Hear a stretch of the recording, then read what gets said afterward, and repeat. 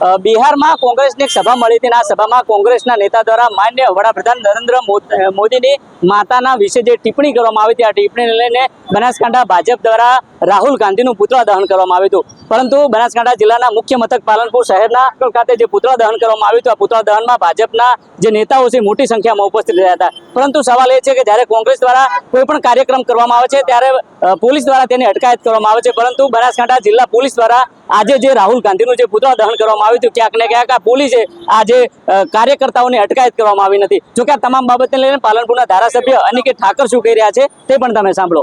બિહારની અંદર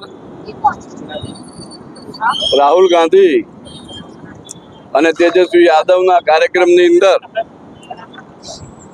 માનનીય વડાપ્રધાન નરેન્દ્રભાઈ મોદી ની માતા વિશેની જે અભદ્ર આપણે જેને બોલી ના શકીએ, જે આપણા સંસ્કારમાં નથી એવી ભાષાની વાત થઈ છે.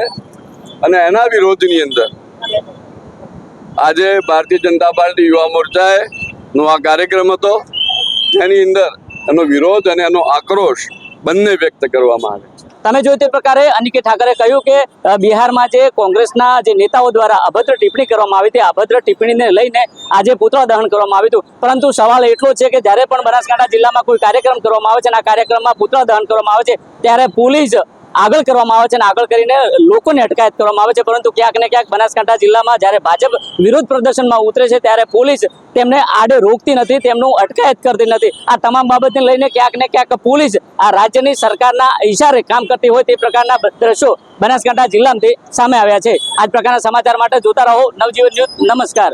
વૈષ્ણવજન તો તેને